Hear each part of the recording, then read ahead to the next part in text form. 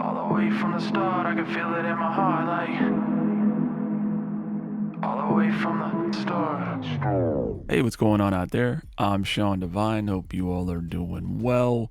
Today's video is by request, and I had many of you ask me to share my top tricks and tips for creating mixing ear candy, or things to accentuate our sessions, our tracks, cool effects that are going to intrigue your listener and have people wondering how they did that. You can, create tons of different variations of this stuff. So let's go ahead and dive in. I'm going to play a couple of different parts of this track. I was up in school, ain't had no guidance. Uncle was a street, all I saw was violence. Ain't had my mama, ain't had my father. That's why I go harder, that's why I go harder. I wanna roll up, they love when you down, but they hate when you up. That's how the game go. It's getting hard, I can't hold on. All right, so let's talk about a couple of the mixing ear candy tricks that you just heard. First, I've got one here right before the verse starts. So how do we achieve this? I'm going to show you how I do it here in Logic. It's really quite simple. All you need to do is just take the first syllable of whatever word you want to have the reverb kind of preceding. So in this case, it's I, and just chop that. So we just have. So we'll just duplicate that. I'm going to move that down here, and we're going to solo it. I'm going to move the cycle out a bit. And then what I'll usually do is just stick a really big reverb on it with 100% wetness. We're going to turn the decay up, pre-delay all the way down. Let's just do 10 seconds, something like that. Don't want to EQ it at all, so I'm going to turn off the high shelf. And when we do that, you get this. Okay, so this big long tail. Let me pull that out even further. And then all you do is just press bounce. And we'll just bounce this, and I'm going to add it to the project. We'll just do reverb. Can't spell today. There we go. Hit bounce and let Logic do its thing. Drag it down. So then we'll just pull that up here. Then what I'll do is just kind of clean it up a little bit. You can see we've got a little bit of a little tail there. And we're probably only going to need, maybe 5 seconds of this.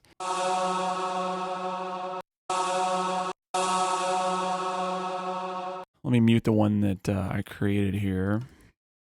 And then we'll just pull this out. And then what we're going to do is I'm going to go up here to region, and we're going to hit reverse. And we have this. And then if you just put it right before the word you want to precede it, you can see I did a little fade here. So we'll just clean it up so that when it comes in, and then we'll have a nice little fade in. You can see I did. So we'll just create that curve.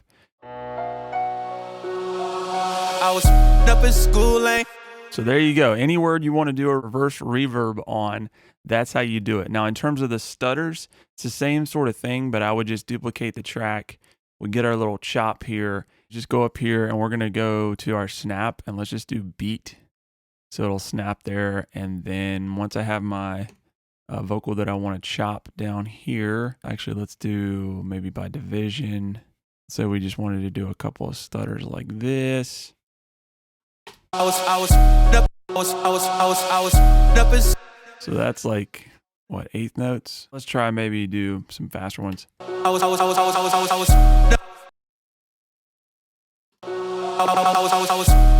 So you get the idea. We can just cut those, and then we could do automation for the volume of it, just to make it kind of come in here. If you want to get really crazy with it, you could do maybe some panning for each one of these and do like left and right. We're going to go to pan. So we'll do like left, right, and just kind of alternate all of them. And then, of course, it goes back to center. So it'd be something like this. Up in school, ain't had no guidance. And not perfect there, but just showing you the process of how to get those vocal stutters. Second ear candy mixing tip I have for you is creative filtering. So I do this a lot with 2-track beats.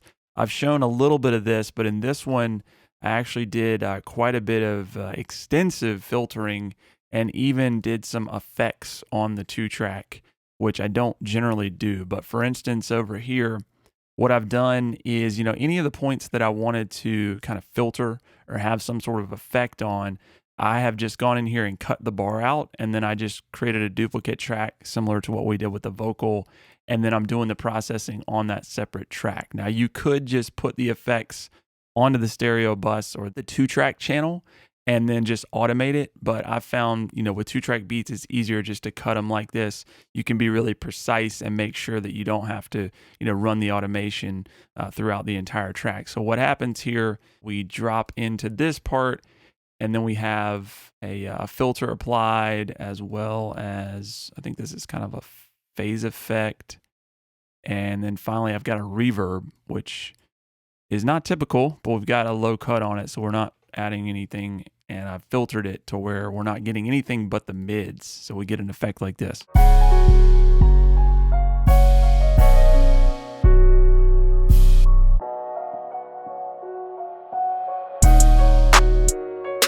So that just creates a transition that wasn't in the actual production itself. I also did a pretty cool filter here in the outro.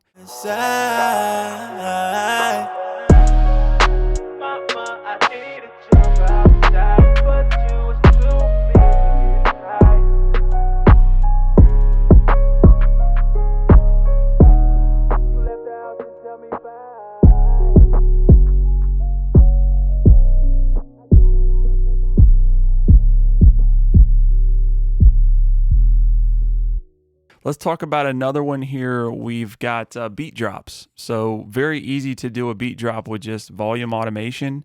So let's just find a point here. Let's say maybe in the second verse. I wanna roll it, I wanna roll up. They love when you down, but they hate when you up. So let's just say we wanted to create some drops there in this part. We'll just go to our automation lane, open up the volume here. Let's just put that on. First, I need to turn on the automation for the beat. So I'm going to go over here and we'll just turn this on real quick. We're going to do it by the track. So we'll get our volume here. Once we start throwing in a couple of drops here, you get something like this. Hey, Joe, so I can't show love, I can't show love. I want. And we could tighten this up a little bit. Let's just say it's right there. Hey, Joe, so I can't show love, I can't show love. I wanna roll it, I wanna roll up. They love when you down, but they hate when you up. Get a lot of questions about how to do the tape stop effect. There's tons of plugins out here. If you don't have Logic that will do this, Effectrix is a good one. But in Logic, tape stops are extremely easy because you can just use the fade tool and then you just select the region. And whenever you do your fade, so you apply a fade to it, normally it would just be for the actual volume here. So it would just be fade out. It would do something like this. You down, but they hate when you up. But once you apply the fade, if you go over to this little menu and you say slow down, then it'll apply the tape stop. When you down, but they hate when you up. And then you can do the same thing for the fade coming up. So we do a speed up. So it goes down. You down, but they hate when you up.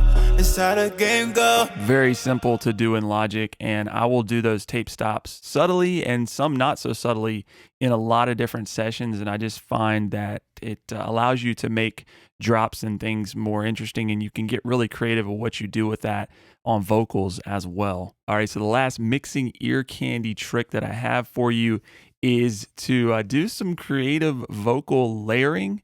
And this is specifically creating vocal layers that didn't exist as far as the recording goes. So this could be anything from, duplicating a vocal and octaving it, creating harmonies, which is what I did here. And if we just play the vocal, we've got this. This how the game go. It's getting hard, I can't hold on. All right, so let me play back with this pseudo harmony layer. This how the game go. It's getting hard, I can't hold on. Gave you my heart and you changed up. This how the game go.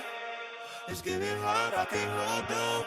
So it sounds kind of funny just played by itself, but underneath it creates a cool effect for our vocal. And the way that we did that was I've just got a send, and I'm sending to, it's bus 6. You can see over here. We're just sending it over here, and I have the harmony engine from Antares, and we're in B major. So I just set that scale interval, and then I only used, I think, a couple of these and muted the dry input, again, just to create some texture for us. Inside, inside, inside, inside. You're hearing those done in a lot of popular music these days. Some artists are going to deliver the session with those harmonies recorded, and then, you're just mixing in how you would background vocals, but sometimes you just don't get those, and you still want to create that thickness and that excitement and width. So 9 times out of 10, you're going to have the option to get really creative and have fun with this. I find that when I send stuff like this, that with the ear candy in it back to my clients, they're very excited to hear this stuff because they know that, I went in there and I'm trying to make it the best mix it possibly can be, and for it to be the most interesting experience for their listeners. You don't have to do this exactly the way that I showed you, but I want to get your wheels turning and just kind of give you a baseline of some of my favorite ear candy tricks that I use consistently. There's a lot of other stuff in here, but I really just want you to get from this video that mixing is a creative process. So you can get in here and really do some cool things with things that didn't exist before. You don't have to just be thinking compression, EQ, throw on some reverb, some delay, put something on the stereo bus. Okay, we're done. You want to take it the extra mile, and that's what ear candy, creating these different effects, is all about. A reverse reverb is not a new thing, but how you do it, how you apply the reverb, what reverb you put on it. Maybe you put some other effects on it as well. Maybe you put a tremolo on it. You see what I'm saying? You can get this stuff rolling into different directions and make it your own. I hope this helps y'all. If you have any questions about the techniques that we talked about here, feel free to leave a comment below. Maybe you've got some mixing ear candy tricks that you don't mind sharing. We'd all love to hear them. If you learned anything in the video, please like, subscribe, and consider sharing. We'll talk to you soon.